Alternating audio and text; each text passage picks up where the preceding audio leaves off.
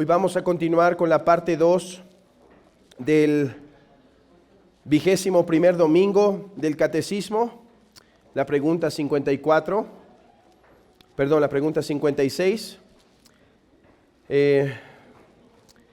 Vamos a meditar sobre la doctrina del perdón de pecados. Abran sus Biblias, hermanos, en el Salmo 130, por favor. Salmo 130.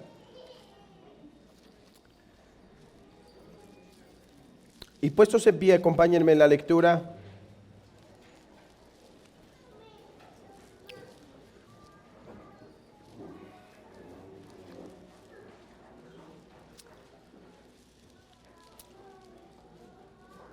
Del versículo 1 al versículo 4. Salmo 130, versículo 1 al versículo 4. De lo profundo, oh Jehová, a ti clamo. Señor, oye mi voz.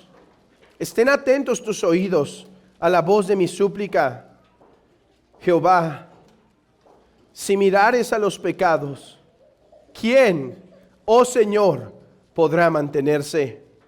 Pero en ti hay perdón, para que seas reverenciado justo. Podemos sentarnos.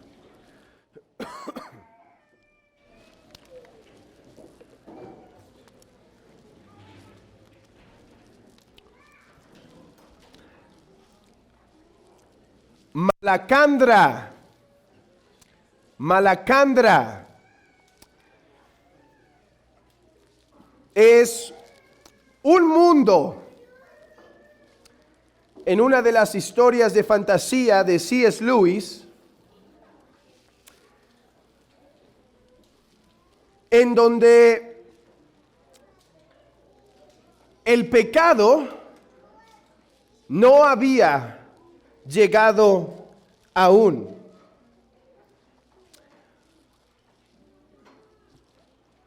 Un hombre llamado Ransom llega a través de una nave espacial a Malacandra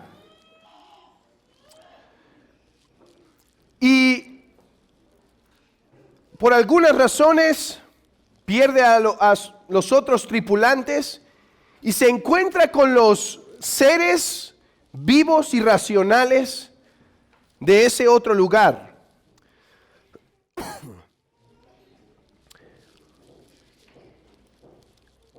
En un momento, él logra comprender el lenguaje de estos otros seres.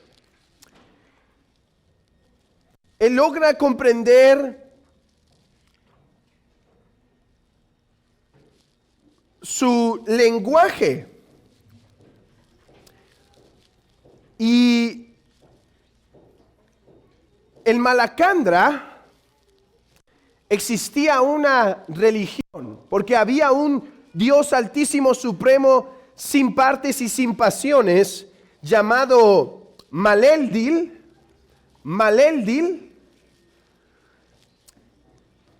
quien era el creador de todas las cosas, no solo del planeta Tierra, sino de Malacandra.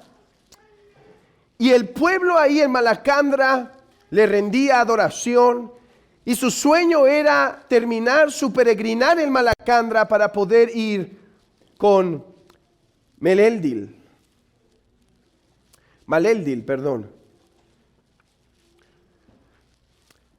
Ransom, en su intento por conocer a estas otras criaturas,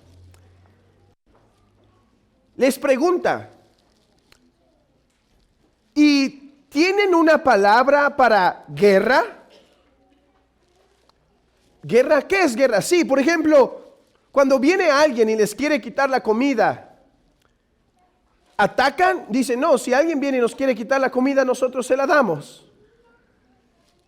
Y si simplemente quiere tener más comida, no es que la necesita, pero te la quiere quitar porque él quiere tener más que tú. ¿Por qué alguien querría tener más comida de lo que es necesario? Bueno, y si se empieza a acabar y entonces tienen que luchar por ella, acabarse, Maleldil jamás permitirá que falte comida en Malacandra. Siempre habrá lo suficiente para todos y cada uno.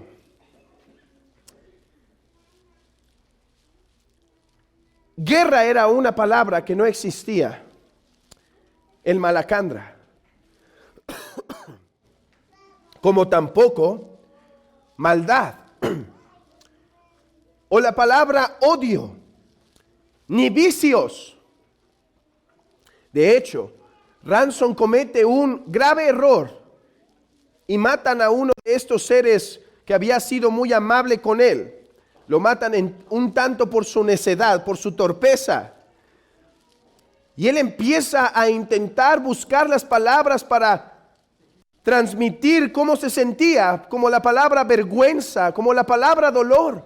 Pero tales palabras no existían en Malacandra. Había una más que no existía en este lugar. Y era perdón y pecados. No obstante, en el planeta Tierra, hermanos, existen todas y cada una de estas palabras. Porque en planeta Tierra entró el pecado al mundo. Pero hermanos, al mismo tiempo que entró el pecado, una de las palabras más bellas también apareció en nuestro lenguaje, y es perdón. Perdón. El credo de los apóstoles dice no solo creo en Dios Padre, creo en Dios Hijo, creo en el Espíritu Santo, creo en Dios Espíritu Santo, sino también dice creo en el perdón de pecados. Hermanos, si quisiera que meditásemos brevemente en esta tarde, en esta parte de nuestra confesión, que nosotros creemos en el perdón de pecados. Pero para confesar que creemos en el perdón de pecados, primero confesamos que creemos en el pecado. No podemos creer en el perdón de pecados sin primero creer firmemente en la existencia del pecado. ¿Qué nos dice la Biblia sobre el pecado? Repasábamos con los niños que el pecado es cualquier falta de conformidad con la ley de Dios o la transgresión de esta. La Biblia enseña eso en Primera de Juan, cuando dice que todo aquel que infringe la ley comete pecado, porque el pecado es infracción de la ley. El pecado es violación a los estatutos de Dios. Y no puedes creer en el perdón si primero no entendemos el pecado. Hermano, nacimos como pecadores, somos infractores de la santa ley de Dios. La Biblia dice claramente que no hay ninguno que no peque, que no hay ninguno que no viole la santa ley de Dios, porque todos nos desviamos, a una nos hicimos inútiles, todos nos apartamos de la gloria de Dios. El Señor hizo al hombre con la autoridad, pero el hombre la abusó. Dio placeres para que disfrutara, pero el hombre los abusó. Le dio lineamientos, pero el hombre los quebrantó. El hombre ha pecado. El hombre ha violado la santa ley de Dios. Y de dos maneras. En primer lugar, por la misma naturaleza pecaminosa que poseemos, somos llamados pecadores. ¿Por qué eres un pecador? ¿Por qué eres un pecador? Porque tienes una naturaleza pecaminosa. Abran sus Biblias brevemente en Marcos capítulo 7. Marcos capítulo 7. Marcos 7:21. Dice, porque de dentro del corazón de los hombres salen los malos pensamientos. Noten esto, de dentro del corazón de los hombres. A veces uno ve a los niños y, caramba, hay tanta imaginación, pero al mismo tiempo tanta maldad, que uno pregunta, ¿y quién le enseñó a eso a este? Bueno, hay cosas que no se les enseñó tal cual. Su corazón tiene una inclinación al pecado, porque de dentro del corazón de los hombres salen los malos pensamientos, los adulterios, las fornicaciones, los homicidios, los hurtos, las avaricias, las maldades, el engaño, la lascivia, la envidia, la maledicencia, la soberbia, la insensatez. Todas estas maldades de dentro salen y contaminan al hombre. El hombre es pecador porque tiene una naturaleza inclinada al pecado. Pero no solo tiene una naturaleza inclinada al pecado, además quebranta la ley de Dios con sus acciones, yendo en contra. Abran sus Biblias en Efesios capítulo 2. Efesios capítulo 2.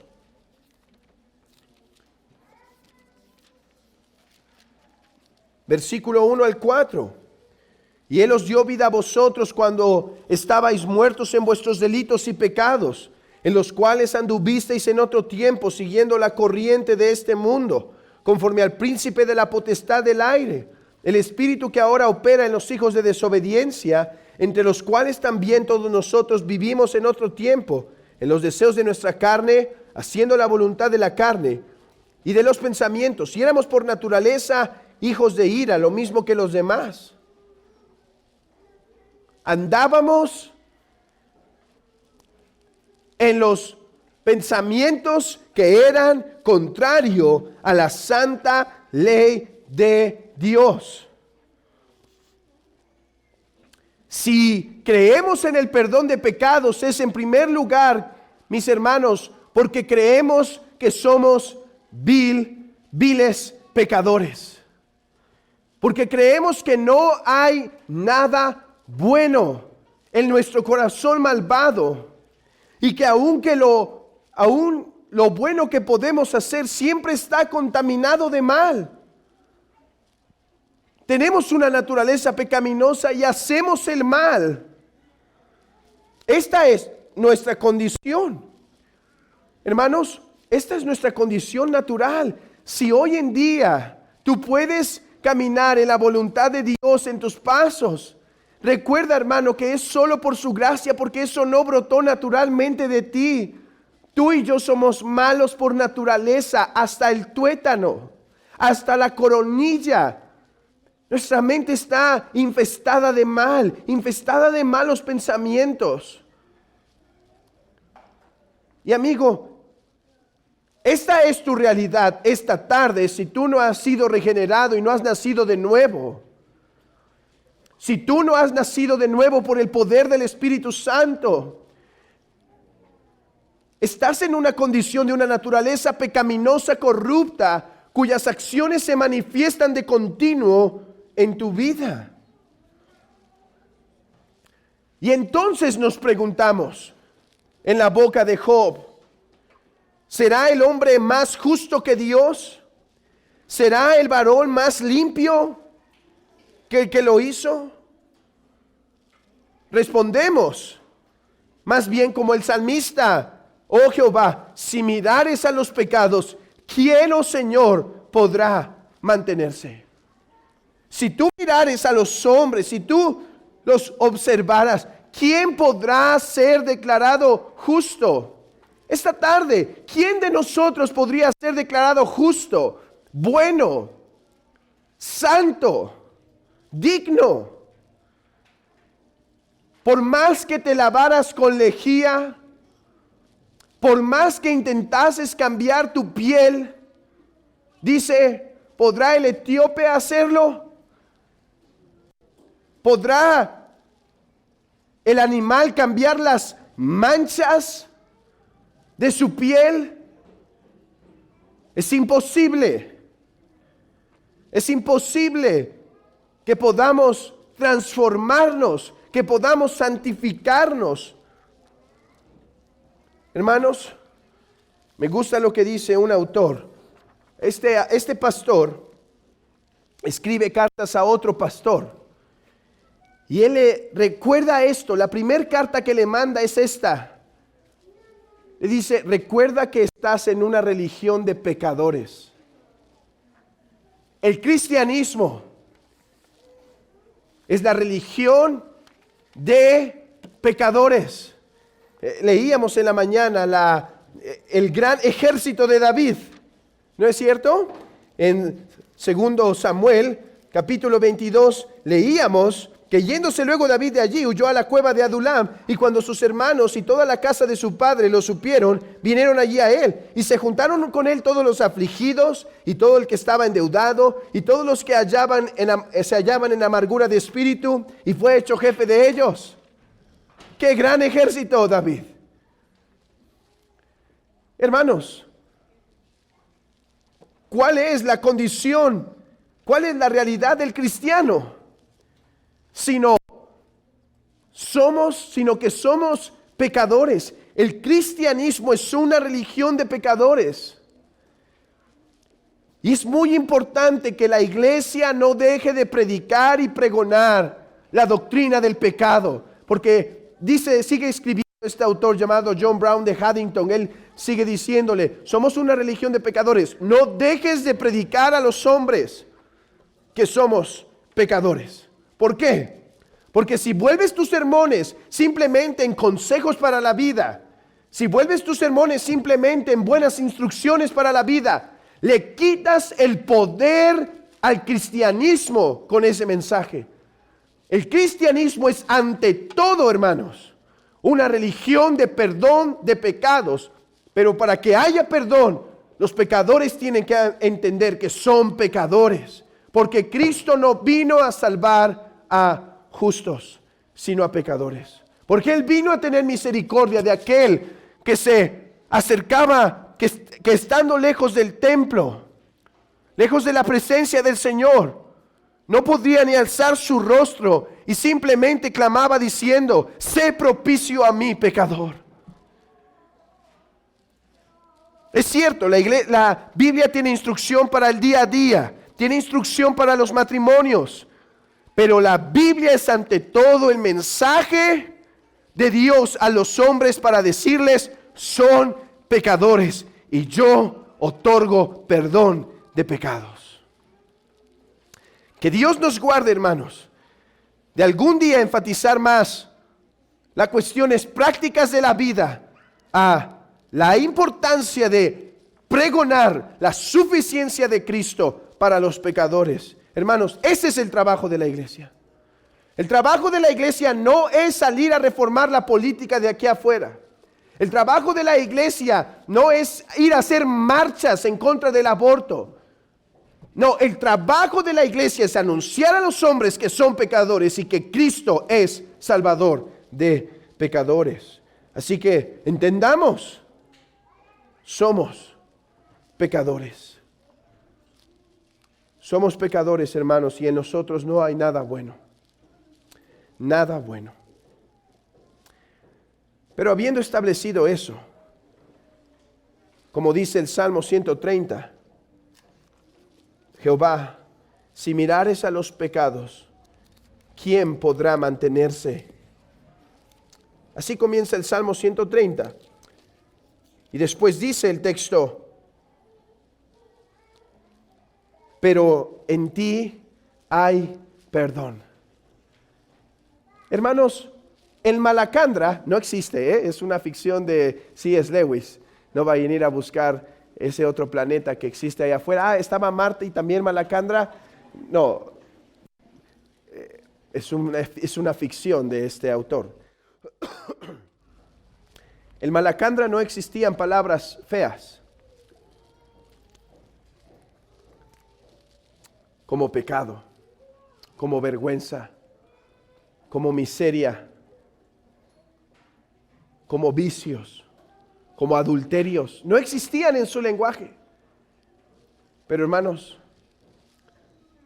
al mismo tiempo, no existía esta otra palabra que existe en tierra y es perdón. Perdón de pecados. ¿Cómo se logró el perdón? ¿Cómo se logró este perdón para los pecadores? No por el fiat divino. ¿Qué es el fiat divino? La palabra fiat es la palabra que se utiliza para hablar del decreto de su boca. A ver, niños, ¿cómo creó Dios el mundo? Por su fiat, por su palabra, ¿sí?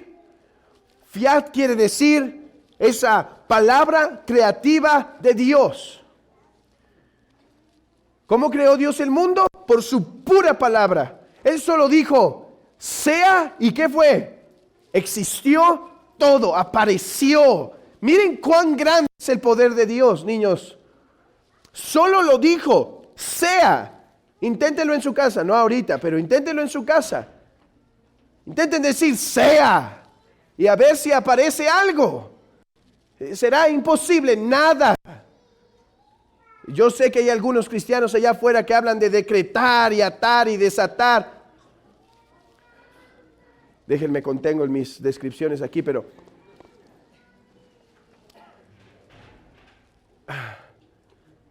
es mero show. Solo Dios tiene fiat divino. Solo Dios puede hablar y hacer que las cosas existan de lo que nada es. Nosotros no tenemos ese poder. Él es solo el soberano. Pero, ¿cómo se creó el perdón de pecados? No por el fiat divino, ¿sabían? No es que Dios dijo, sea el perdón, y el perdón fue. No. Cuando Dios quiso dar perdón de pecados, envió a su Hijo para poder lograrlo por nosotros los pecadores. Abran sus Biblias en Colosenses. Colosenses capítulo 2.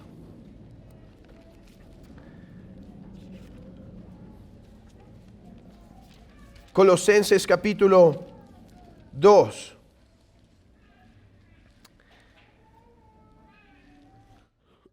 Versículo 13. Y a vosotros, estando muertos en pecados y en la incircuncisión de vuestra carne, os dio vida juntamente con Él, perdonándoos todos los pecados. ¿Cómo? Anulando el acta de los decretos que había contra nosotros, que nos era contraria, quitándola del medio y clavándola en la cruz. Si el pecado es infracción de la ley, entonces Cristo vino a pagar, Cristo vino a lograr el perdón por medio de llevar sobre sí las infracciones de la ley. Niños, imaginen que en cada vez que han pecado, en el registro divino, se ha escrito una explicación de todo pecado. Pellizcaron a su hermano y está ahí escrito. Ahora, hermanos, imaginen eso en nuestras vidas que han avanzado, en nuestro caminar que anduvimos sin Dios y sin Cristo en este mundo, haciendo la voluntad de la carne, de los placeres. ¿Cuánto más se ha escrito en ese registro? Bueno, perdón de pecados quiere decir que ese registro fue cancelado cuando Jesucristo cargó sobre sí nuestros pecados en el madero. El registro se rompió, se deshizo. Ya no hay más deuda. Por eso dice el catecismo en la pregunta 56, y lo tienen ahí en sus boletines por si lo gustan ver. Dice, ¿qué crees en cuanto al perdón de pecados? Creo que Dios, debido a la satisfacción efectuada en Cristo, ya no recuerda ninguno de mis pecados. Dios, debido a la satisfacción que hizo Cristo. El acta que nos era contraria fue clavada, hermanos. Se le puso el sello de pagado, cancelado. Y por medio de su obediencia y su muerte, Él nos ha dado perdón de pecados a nosotros los pecadores.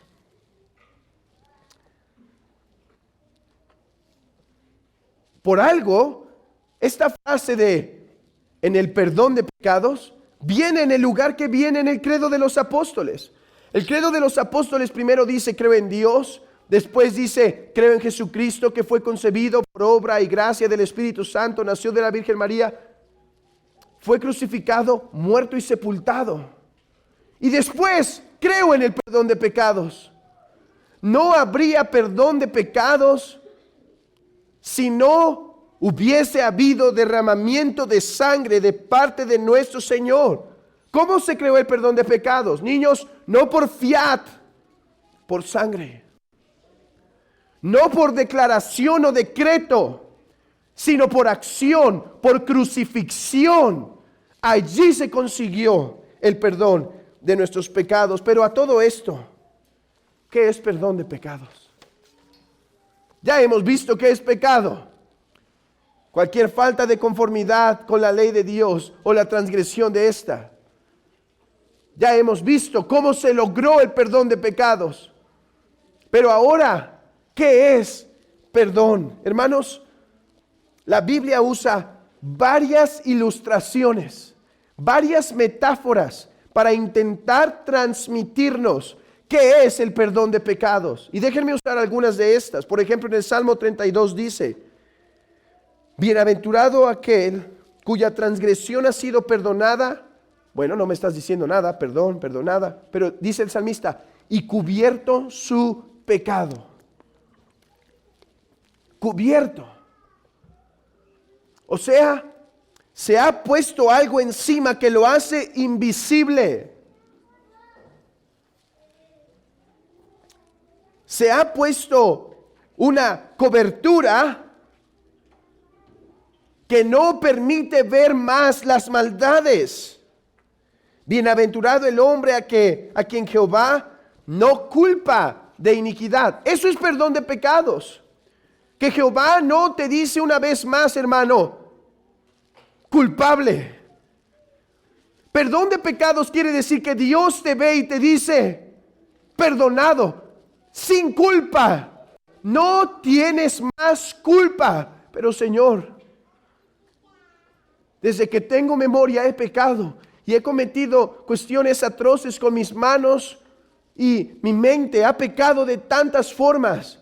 Sin culpa, absuelto. No tienes deuda. Eres libre ante mi ley. El Salmo 85 habla del perdón de esta forma. Perdonaste la iniquidad de tu pueblo. Nuevamente dice, cubriste todo su pecado. O Isaías 1 dice, venid ahora y estemos a cuentas. Aunque vuestros pecados sean como la grana, como la nieve, serán emblanquecidos. Aunque sean rojos como el carmesí, como blanca lana, quedarán. Si tus pecados son como ese rojo vivo que anuncia a todos, aquí están. Pero Él dice, ven, estemos a cuentas. Y serán como blanca lana, como si no los subo más. El Salmo 103 dice, como está lejos el oriente del occidente, así de nosotros nuestras transgresiones. Así como no puedes unir el norte y el sur, el este y el oeste, así yo he puesto tus pecados tan lejos de ti, de tal manera que nunca más es imposible que yo te los vuelva a contar, que yo te los vuelva a imputar. Los he enviado fuera. Y el profeta, en los profetas menores se habla de siendo los pecados enviados hasta el fondo del mar. Siendo enviados a profundidades donde nadie jamás podrá volverlos a ver. Hermanos, eso es perdón de pecados. El perdón de pecados es que Dios no nos vuelve a tomar en cuenta nuestras maldades nunca más. El mundo se burla de esto. Es más, algún incrédulo entre nosotros puede burlarse de esto. ¿Sí? Ahora vas a decir que no importa lo que hiciste en el pasado, Dios ya te ha perdonado así nada más. El mundo se burla de esto. Desde los tiempos de Orígenes, ese padre de la iglesia tuvo que escribir contra un llamado Celsus y hablar de la doctrina del perdón de pecados. Y Rufinos, ustedes ya han escuchado de Rufinos, es el primer comentarista del credo de los apóstoles. Él dice esto, escuchen: normalmente los paganos se burlan de nosotros diciendo que nos engañamos a nosotros mismos si imaginamos que meras palabras pueden borrar las ofensas que realmente se han cometido. Ellos dicen: ¿es posible que alguien que ha cometido asesinato no sea un asesino? ¿O que alguien que ha cometido adulterio se le represente como no adúltero? ¿Cómo entonces va a ser santo repentinamente alguien que es culpable de fechorías como esta? ¿Cómo?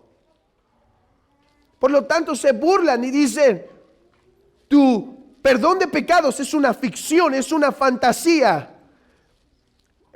Yo tuve un pariente que decía cosas así. Él decía: me estás diciendo que esta persona que ha hecho tantas cosas en contra mía, ahora se ha acercado al cristianismo y tiene perdón de pecados y no se les cuentan más. Sí. ¿Cómo es posible que meras palabras lo logren? Ahí está el error. ¿Quién dice que fueron meras palabras? Jesús derramó su sangre para ello, hermanos. Hermano,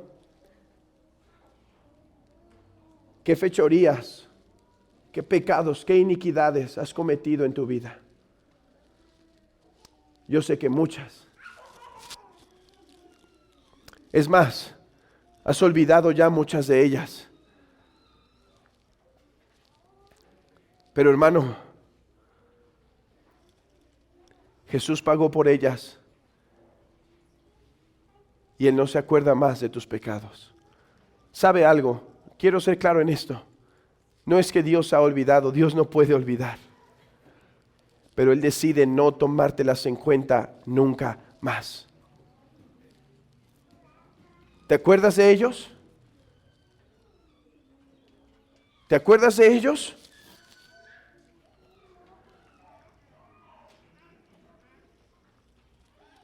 Está bien.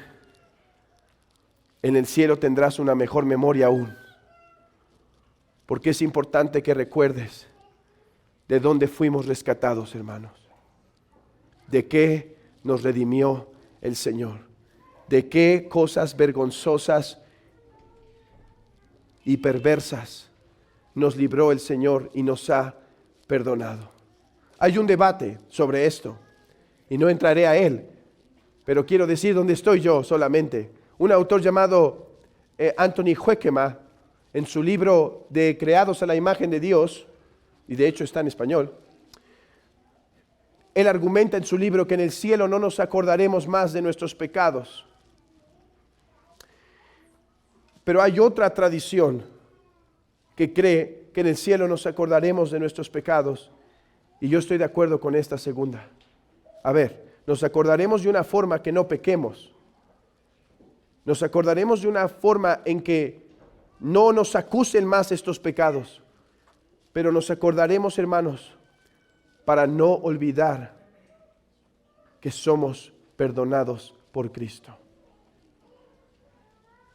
Hermano, ¿y de qué has sido perdonado? De tus pecados pasados. Todos. ¿Todos? Sí, hermano. Son miles. Más de los que piensas. Y todos han sido perdonados. Él no te echa en cara ni uno más. Tus pecados presentes. Porque, mi amado hermano, todavía pecamos. ¿No dice así el catecismo? Creo que Dios, debido a la satisfacción efectuada por Cristo, ya no recuerda ninguno de mis pecados, ni mi naturaleza pecaminosa contra la cual debo luchar toda mi vida. Ya no se acuerda más. Todavía lucho y, Señor, todavía caigo. Pero sé que Él no me culpa más de estos pecados para condenación. Hermano, esto no quiere decir que no te debes acercar todos los días a confesar tus pecados al Padre. ¿No nos enseñó a orar así el Señor Jesucristo? Mas vosotros oraréis así: Padre nuestro que estás en el cielo. Y después dice: y perdona nuestras deudas como también nosotros perdonamos a nuestros deudores. Es cierto, nuestros pecados han sido perdonados, pero todavía necesitamos confesarlos a Dios continuamente y tener la seguridad que en Cristo todos han sido cancelados. Y además, ¿qué otros pecados han sido perdonados? Hermanos, tus pecados de al rato, tus pecados de mañana han sido perdonados. Todos y cada uno de ellos, porque la salvación que Cristo vino a dar es una salvación completa, absoluta. ¿Piensas entonces pecar mañana más, ya que tus pecados están perdonados? ¡Qué pensamiento tan inicuo! ¡Qué pensamiento tan perverso! ¿Qué dice el salmista cuando dice el Salmo 130? Oh Jehová, si mirares a los pecados, ¿quién, oh Señor, podrá mantenerse? Pero en ti hay perdón, para que seas reverenciado. El Hijo de Dios, que entiende que era un pecador, pero que en Dios hay perdón, termina su corazón no deseando pecar más, ya que todos mis pecados están perdonados, sino reverenciando su santo nombre. Hermano, entregándote. Sí, mi hermano, tus pecados de ayer, de esta semana, fueron perdonados. ¿Pero qué? ¿Te invitará eso a seguir pecando? ¿Te invitará eso a volver a abrir el monitor para pecar contra el Señor? ¿Te invitará eso a volver a pecar usando tu mente con cosas obscenas? ¿Te invitará eso para seguir ofendiendo al Señor en la forma en la que diriges tu matrimonio? ¿En la forma en la que te conduces con tu esposa? ¿En la forma en la que te conduces con tus padres? ¿En la forma en la que te conduces con tus hijos? ¿Con tus trabajadores? ¿Con tus empleados? ¿Con tus jefes? Tus pecados, todos los de esta semana, fueron perdonados, hermano. Y los de mañana están perdonados. Pero tu corazón, a la luz de esto, se debería derramar y entregar absolutamente. Señor, cuán grande es el perdón. Déjame, te reverencio. Déjame vivir para ti. Déjame entregarme a ti, porque tú eres digno, Señor. Hermanos, el Malacandra, no existe la palabra pecado. En planeta Tierra existe por nuestra culpa. En Malacandra no existe la palabra perdón, pero hermanos, tampoco en planeta Tierra debía existir la palabra perdón. No debía existir.